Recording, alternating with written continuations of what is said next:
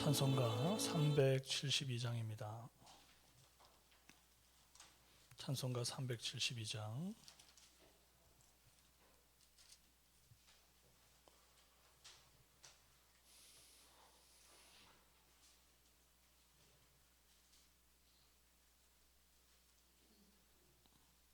그 누가 나의 괴로움 알며 또 나의 슬픔 알까? 주밖에 누가 알아주랴. 영광 할렐루야. 나 자주 넘어집니다.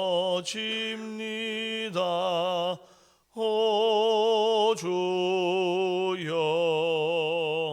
나 자주 실패합니다. 오 주여, 그 누가 나의 괴로움 알며 또 나의 슬픔 알까? 주밖에 누가 알아주랴. 영광 할렐루야. 나 슬픈 일 당합니다. 오 주여, 나 심히 괴롭습니다. 오 주여, 그 누가 나의 괴로움 알며 또 나의 슬픔 알까? 주밖에 누가 알아주랴. 영광 할렐루야. 저마귀 유혹합니다. 오 주여, 나 승리하게 하소서. 오 주여, 그 누가 나의 괴로움 알며 또 나의 슬픔 알까?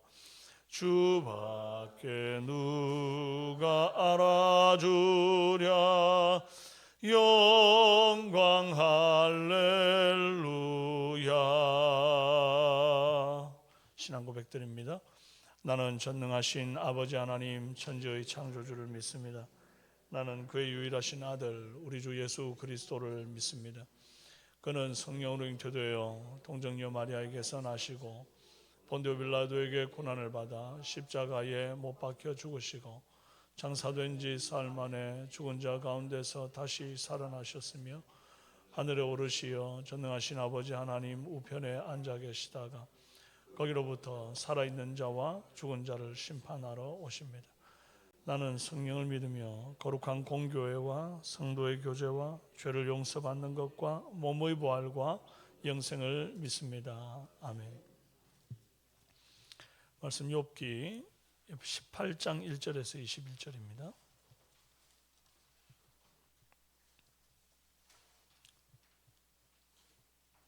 18장 1절에서 21절.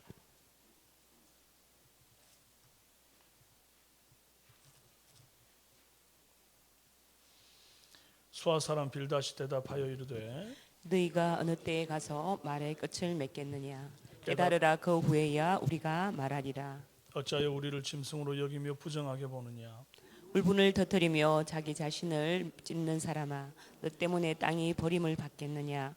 바위가 그 자리에서 옮겨지겠느냐? 악인의 빛은 꺼지고 그의 불꽃은 빛나지 않을 것이요 그의 장막 안의 빛은 어두워지고 그 위의 등불은 꺼질 것이요 그의 활기찬 걸음이 피곤하여지고 그가 마련한 꾀에 스스로 빠질 것이니 이는 그의 발이 그물에 빠지고 올가미에 걸려들며 그의 발 뒤꿈치는 덫에 치이고 그의 몸은 올무에 얽힐 것입니다. 그를 잡을 듯이 땅에 숨겨져 있고 그를 빠뜨릴 반정이 길목에 있으며 무서운 것이 사방에서 그를 놀라게 하고 그 뒤를 쫓아갈 것이며 그 힘은 기근으로 말미암아 쇠하고 그 곁에는 재앙이 기다릴 것이며 질병이 그의 피부를 삼키리니 곧 사망의 장자가 그의 지체를 먹을 것이며 그가 의지하던 것들이 장막에서 뽑히며 그는 공포의 왕에게로 잡혀가고 그에게 속하지 않은 자가 그의 장막에 거하리니 유황이 그의 처소에 뿌려질 것이며 밑으로 그의 뿌리가 마르고 위로는 그의 가지가 시들 것이며 그를 기념함이 땅에서 사라지고 거리에서는 그의 이름이 전해지지 않을 것이며 그는 광명으로부터 흑암으로 쫓겨 들어가며 세상에서 쫓겨날 것이며 그는 그의 백성 가운데 후손도 없고 후예도 없을 것이며 그가 거하던 곳에는 남은 자가 한 사람도 없을 것이라. 그의 운명의 서쪽에서 오는 자와 동쪽에서 오는 자가 깜짝 놀라리라. 함께요. 참으로 불의한 자의 집이 이러하고 하나님을 알지 못하는 자의 처소도 이러하니라. 아멘. 네, 오늘은 악인의 말로라는 제목으로 은혜 나눕니다. 빌닷이 다시 입을 열어 말합니다. 너희가 어느 때에 가서 말의 끝을 맺겠느냐. 깨달으라. 그 후에야 우리가 말하리라. 지금 이제 말이 끝이 없이 돌고 도는 중인 겁니다. 살다 보면 서로의 주장이 너무 팽팽해서 답을 내지 못하는 대화가 있습니다. 그런 답 없는 대화만큼 사람 진 빠지게 하는 일이 없죠. 했던 말 또 하고 했던 말 또 하고. 깨달으라. 그 후에야 우리가 말하리라. 그러면 이제 상대방이 깨닫는지 못 깨닫는지 보고 깨달으면 말하겠다 했으니까 깨달으면 말할 것이고, 만약에 말했는데 못 깨닫는 것 같으면 말을 안 해야 될 것 아닙니까? 그런데 깨달으라. 그 후에야 말하리라. 그래놓고 또 계속 자기 말을 합니다. 이 빌닷이. 참 어리석은 일이죠. 욥이 아무리 말을 해도 못 깨닫는 것 같은 그런 상황이면 말을 안 해야죠. 마치 메비우스의 띠처럼 무한 반복 논쟁 속입니다. 우리는 이러지 말아야 합니다. 권면해서 받아들이지 않잖아요. 성경에 그렇게 말합니다. 한 사람을 권면했는데 그 사람이 말을 듣지 않을 때 또 두 사람이 가서 권면하고, 그래도 듣지 않을 때 장로들과 함께 또 권면하고, 그래도 듣지 않으면 그를 교회 밖으로 이제 출교를 시키는 그런 이제 말씀이 있습니다. 계속 무한 반복이 아니라 이제 적당한 선에서 또 치리하는 부분에 대해서 이제 성경은 말하고 있습니다. 그렇다고 뭐 이 시대에 치리가 과거처럼 막 날서 가지고 막 성도가 몇 번 권면했는데도 그대로 뭐 세상적으로 혹은 뭐 자기 어떤 고집대로 죄악을 먹고 마실 때에 거기에 대해서 뭐 냉정하게 치리가 있고, 이제 그런 세상이 못 되고 있습니다. 요즘은. 왜냐하니까 마음에 안 들면 교회 옮깁니다. 그러고는 확 그냥 옮겨 가버리면 워낙 교회도 많고 막 이러다 보니까 요즘은 참 그게 쉽지가 않은 시대를 우리가 살지요. 그리고 어쨌든요, 이게 무한 반복 논쟁은 성도에게 있어 아름답지 않습니다. 그리고 권면해서 받아들이지 않을 때 이제 어떻게 해야 될까요? 더 이상 말해봐야 싸움만 되고 상대방의 도움을 못 주게 되니까, 상처만 주니까 차라리 침묵하는 게 더 낫다. 권면을 하지 말라는 게 아니죠. 충분히 권면했는데도 계속해서 서로 같은 얘기만 반복하게 될 때는 차라리 권면하던 자가 침묵하는 게 낫다 하는 것입니다. 빌닷은 욥에게 계속해서 말합니다. 3절에 어찌하여 우리를 짐승으로 여기며 부정하게 보느냐. 여기 이제 짐승에 해당하는 베헤마라고 하는 단어가 어리석은 자다, 그런 의미입니다. 실제로 욥이 앞서 한 말에 친구들을 짐승 이상의 지혜를 가졌다라고 보지 않습니다. 그런 내용이 욥기 12장 7절 8절에 있어요. 이제 모든 짐승에게 물어봐라. 그것들이 네게 가르치리라. 공중의 새에게 물어봐라. 그것들이 또한 내게 말하리라. 땅에게 말해라. 네가 가르치리라. 내게 가르치리라. 바다의 고기도 내게 설명하리라. 이런 말을 이제 욥이 했거든요. 야, 너희가 말하는 거하고 저 짐승이 말하는 거하고 뭐 별 차이 없다. 짐승도 이거 가르칠 수 있고 새도 가르칠 수 있는 말을 너희가 한다. 이제 그렇게 말을 들었기 때문에 빌닷의 자존심이 많이 상해 있는 겁니다. 그래서 그 상한 감정에서 또 독한 말이 나오는 거예요. 4절에 너 때문에 땅이 버림을 받겠느냐, 바위가 그 자리에서 옮겨지겠느냐. 이 말을 요즘 느낌으로 바꾸면, 야, 너 우리 바보 취급하냐? 너 뭐 대단한 사람이나 된 줄 아나 본데 네가 뭔 짓을 해도 땅도 바위 하나도 옮겨지지 않아. 아무것도 아니야 너는. 이제 그런 말을 한 겁니다. 무시하는 거죠. 무시. 얼마나 기분 나쁩니까? 그런데 빌닷이 이렇게 말한 데는 앞선 17장에서 욥이 친구들에게 경멸적인 표현을 했기 때문에 또 이런 빌닷의 경멸적인 표현이 또 나온 거예요. 욥이 17장 5절에 뭐라 그러냐니까, 보상을 얻으려고 친구를 비난하는 자는 그의 자손들의 눈이 멀게 되리라. 그러니까 너희들 자꾸 지금 날 비난하고 있는데 너희 자손들 눈 먼다? 이렇게 말을 했습니다. 또 욥기 17장 10절에 너희는 모두 다시 올지니라 내가 너희 중에서 지혜자를 찾을 수 없느니라. 난 너희들 정말 지혜 없다 생각한다, 어리석다 생각한다, 이렇게 말을 했단 말이에요. 그러니까 친구를 비난하는 이 욥의 새 친구들을 이제 욥이 벌써 이렇게 먼저 한번 심하게 비난을 또 했잖아요. 한마디로 너희는 어리석다, 짐승이다, 이런 말 했잖아요. 그러면 또 욥은 왜 이렇게 친구들한테 모진 말을 17장에서 비난으로 했는가? 그렇게 또 따져보면 친구들이 먼저 욥에게 한 수많은 매정한 말들이 그 앞에 있었지 않습니까? 그러니까 이제 욥이 하는 말이, 내가 뭐 너희들한테 무슨 나쁜 말 한 적이 있느냐, 이제. 그런데 왜 너희는 나를 자꾸 죄인 취급하느냐, 이제 이런 얘기들이 계속 돌고 도는 중 아닙니까? 잠언 18장 21절에 죽고 사는 것이 혀의 힘에 달렸나니 혀를 쓰기를 좋아하는 자는 혀의 열매를 먹으리라 그랬습니다. 그럼 말이 참 무섭다는 것을 우리가 알아야 합니다. 항상 지혜롭게 말하기를 힘쓰고 다툼이 일어날 때는 차라리 침묵하는 지혜가 필요합니다. 같이 언성을 높이기 시작하면 정말 산으로 가는 거죠. 빌닷은 5절 이하로 21절 끝까지 이제 악인의 운명에 대해서 다양한 각도에서 이제 설파를 해요.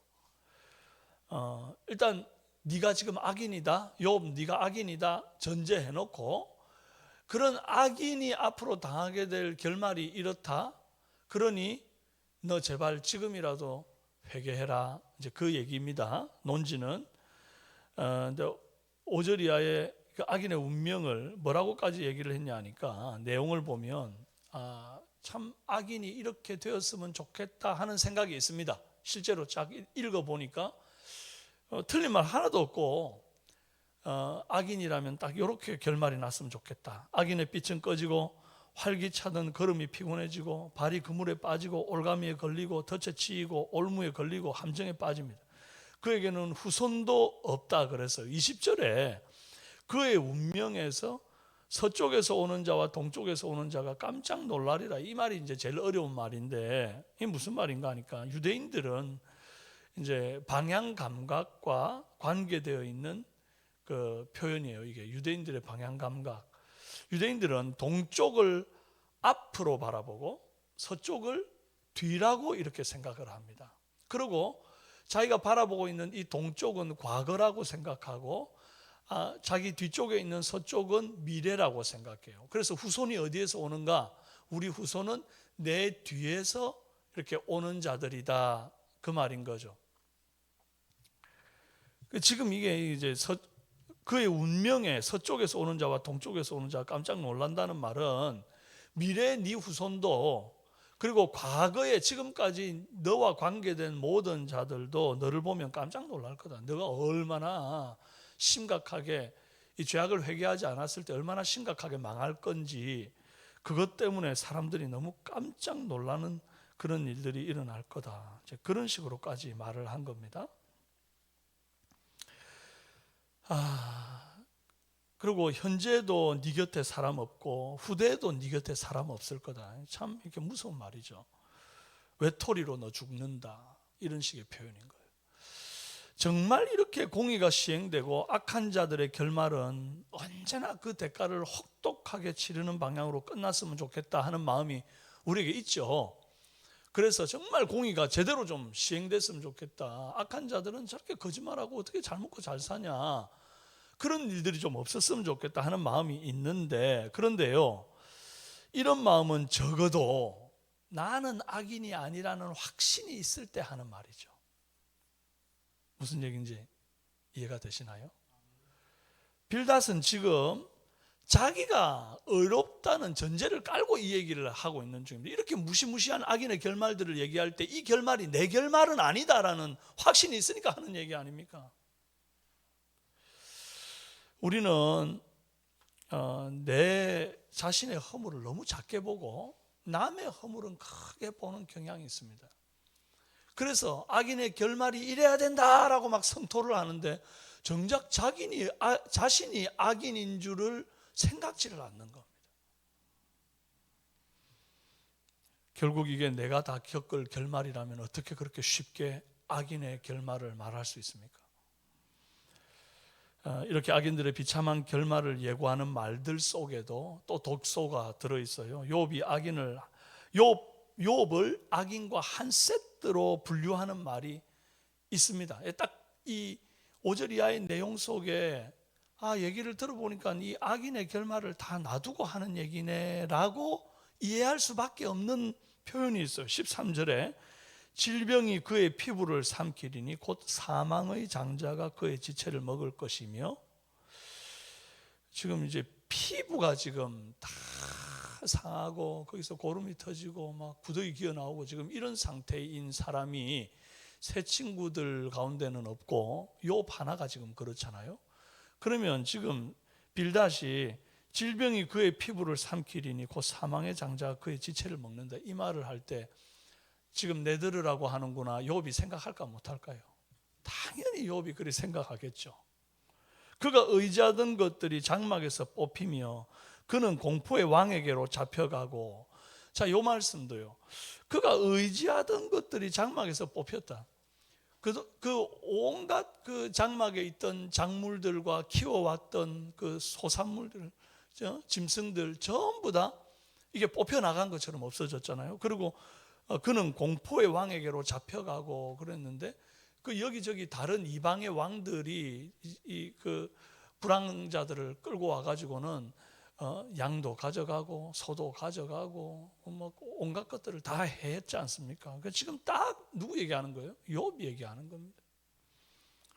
하필이면 피부 얘기하고, 하필이면 장막에서 뽑힌 얘기하고, 하필이면 타국의 왕들이 약탈해간 그런 얘기들을 하는 거예요.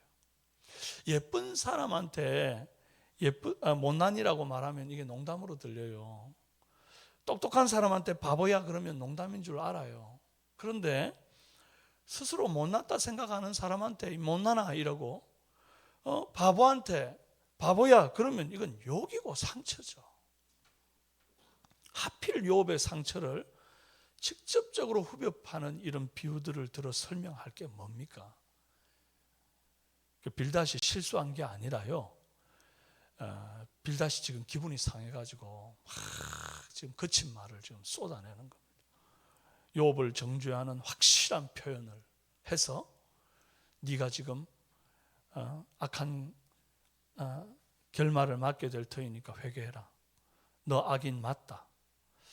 오늘 우리는요, 권면을 하거나 훈계를 할 때 좀 상대에게 직접적인 상처가 되는 말들은 좀 피하는 지혜가 있길 바랍니다.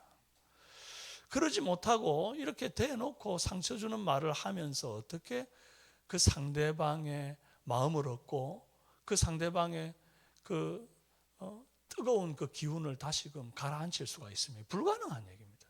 뭐 지금 불에다가 기름을 붓고 있는 중이거든요. 그리고 말을 해서 안 통하는데 계속 말꼬리 잡고 힘 빼기 하지 말고, 말을 해서 깨닫지 못한다 싶을 때는 서두에서 얘기했던 것처럼 잠잠해야 합니다.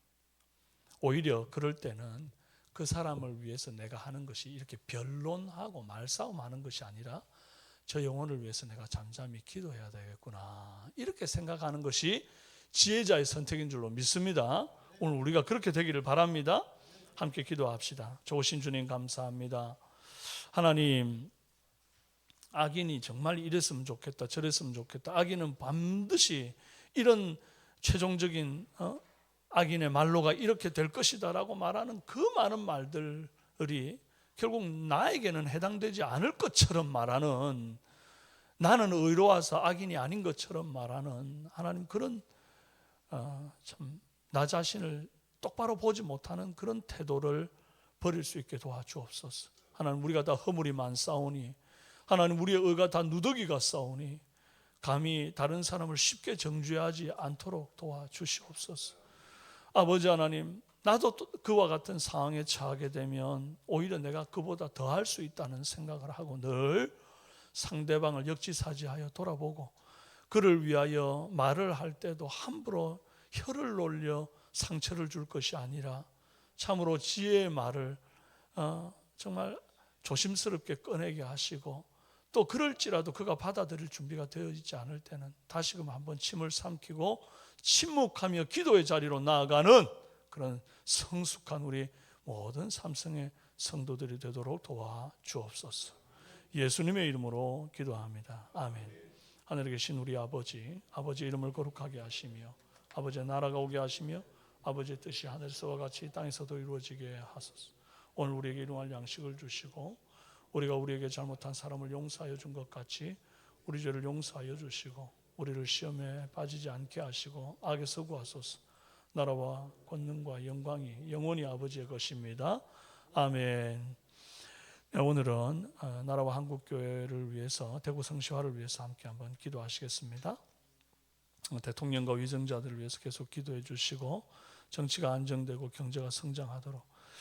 갈수록 경제가 더 어려워지고 이제 사람들이 하는 얘기가 내 월급은 안 오르는데 바깥에 물가는 계속 오른다, 그런 얘기들을 할 정도로 참 많이 위축되고 어렵습니다. 그럼에도 불구하고 하나님의 도우심이 있어서 계속해서 우리 나라가 이런 어떤 경제적인 상황들을 극복하고 이길 수 있도록, 무엇보다 지금 세계 전쟁들이 속히 지금 종식되도록 주님 은혜 베풀어 달라고 해서 꼭 기도해 주시고, 북한 독재 정권 속히 무너지게 해달라고 기도해 주시고, 또 한국교회 제2의 부흥운동이 일어나도록, 이 대구의 성시화가 일어나도록 모교 전도팀들 통해서 죽어가는 영혼들이 구원함을 얻도록 해서 기도해 주시기를 바랍니다. 그리고 오늘 말씀 생각하시면서 우리의 말과 우리의 태도를 한번 돌아보는 시간 되게 하시고 개인의 기도를 드리시다가 자유롭게 돌아가시도록 기도합니다. 주여 한번 부르짖고 기도합니다. 주여!